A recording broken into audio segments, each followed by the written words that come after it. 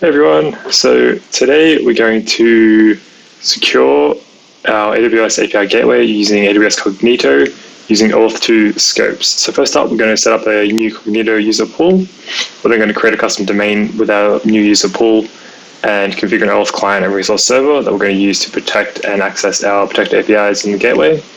We're then going to create some custom scopes on our resource server and use those to check that the calling API on our mock endpoints actually has those OAuth scopes. So let's get into it. If you go to the AWS Management Console and go to Cognito, let's create a new Cognito user pool. We'll give it a name, we'll call it test user pool, or let's call it OAuth. OAuth2 user pool. And then review defaults, and the defaults are good. So first up, let's create a custom domain name. Let's just call it, our custom name. Check that it exists, and looks like it is. It's all good. So now next up, let's create our OAuth client. So let's give it a name. We'll call it client name. This is where you'll configure refresh token, access token, expiration dates, and ID tokens. We'll leave them default for the time being. And we'll leave all this default as well. So let's go create app client. So this is our client ID and client secret that we'll use later.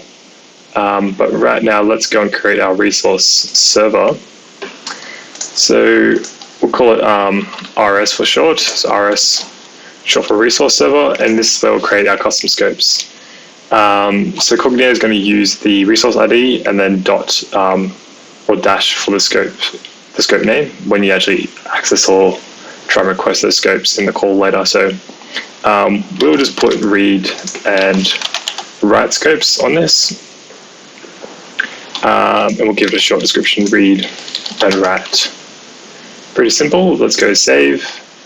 And now let's go back to our app. Let's go to app client settings and select our Cognito user pool that we just created. We won't have callback URLs because we're going to use the client credential flow for this. And we can see we've got our allowed custom scopes down here. So let's select both of these and let's save that.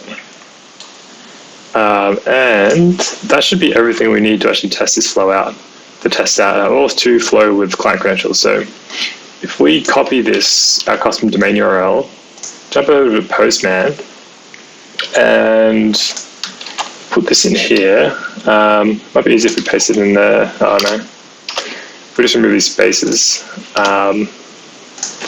since that won't work. And then the actual access token URL is /OAuth2/token.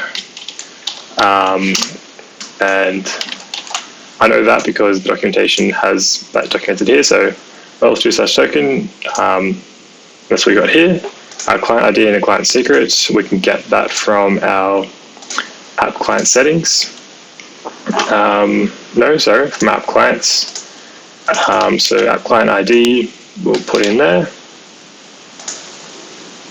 And app client secret, we'll put in here. That's fine, and we won't request any scopes, and by default we'll get all the scopes that we all of our custom scopes as well by default. So that should be everything we need to then test this out. Let's see what happens. There we go, complete. So now we've got an access token back, and if we copy this and then go to our favorite website, .io, and paste an access token, we should see, hopefully, our custom scopes in this access token. There we go. So we've got rs/write and rs/read. So say we only wanted to request the rs/read custom scope, we can then pop that in there. So go to the cookies, pop rs/read, and then get a new access token, and then check this new one that we got, and we should hopefully only get the rs/read scope in there. Perfect. So we've got our user pool set up, we've got our OAuth client working, that's all good. Next up, let's jump over to the gateway, and let's create an API gateway and create a mock endpoint on that gateway. and then secure an endpoint with our custom OAuth scopes. So let's just create a new REST API. And the API name can be called my API. Okay.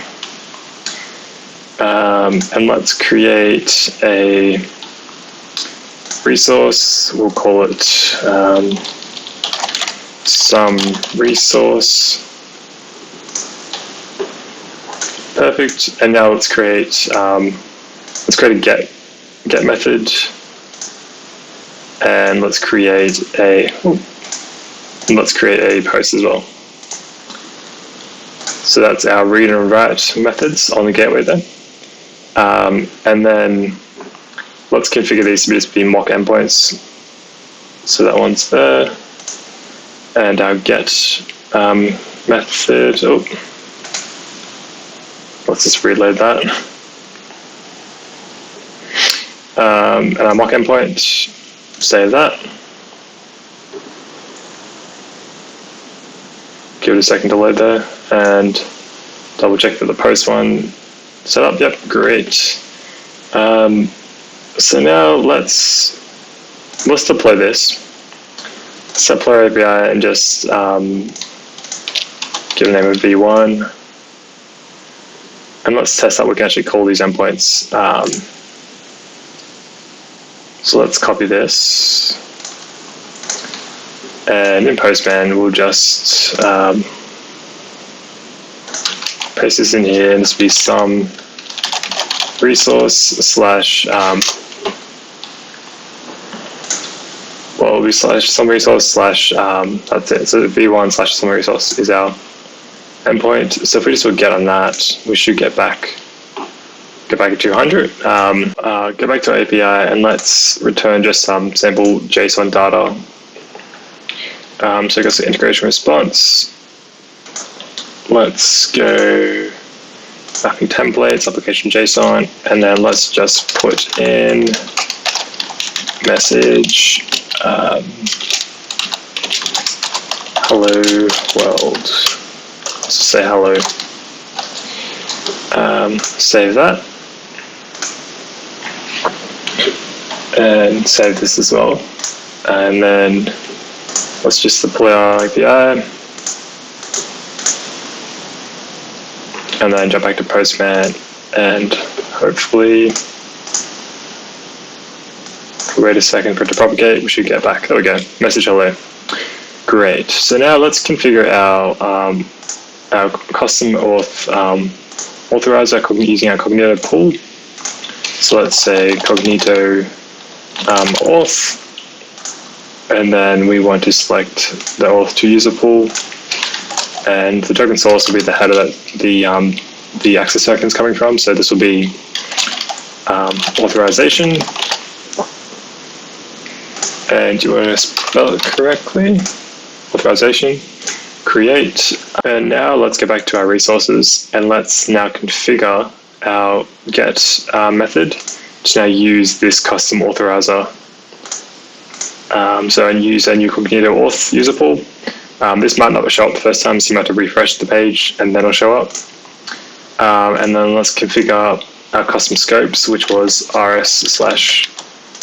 If we double check, yep, rs/read is our custom scope.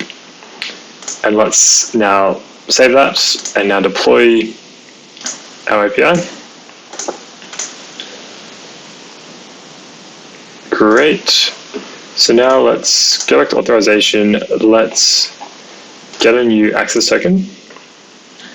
Let's actually double check. So we're not requesting any scopes right now, but let's request rs/read and get your access token, proceed, and then press use token, which will then automatically add this authorization header for us.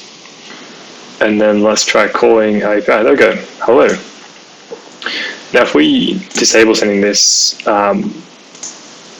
disable sending the authorization header, if we can somehow.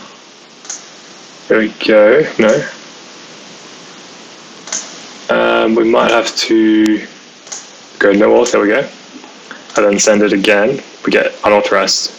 So our endpoint now is using the OAuth2 authorization header to actually authenticate and authorize our access to this API that we've got exposed in the gateway now. So that's great. So now we can also enable it for the post method as well. So we do a similar method, so we enable that, and then our OAuth scope can be rs/write,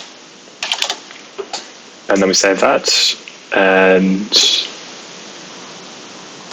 then deploy this API.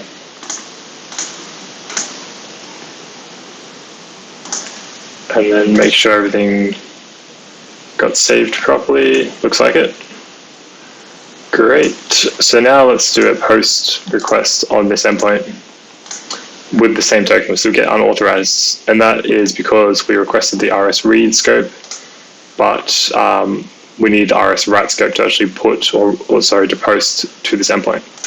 So get should still work perfectly fine, which it does, but the post doesn't. So let's just update our scope to get the rs write scope, and then get new access token, and then users token, and then let's go post that endpoint, and then it works. We don't get back anything because we didn't configure it, but we get back at 200, so we're definitely successful. If we disable the auth, it should be 401, which it is. Great. So let's do one more thing. If we don't specify any scopes, by default we get all the custom scopes assigned to access token. So if we just do a quick test here and copy this and go use token, before we actually use it, let's go to Jot.io and see. So we've got scopes and we've got both custom scopes added by default. So it's important to keep that in mind, that both scopes get added to your access token by default. And then we can now use this token to essentially call our post endpoint or our get endpoint with the same access token, because it has that custom scope already added in there. So that's pretty much it, guys. We've secured our AWS API gateway using AWS Cognito and OAuth2 scopes. I've covered quite a bit. In the next video, we're going to use probably a few other OAuth flows, probably the authorization code flow, and we're going to also secure some other API endpoints.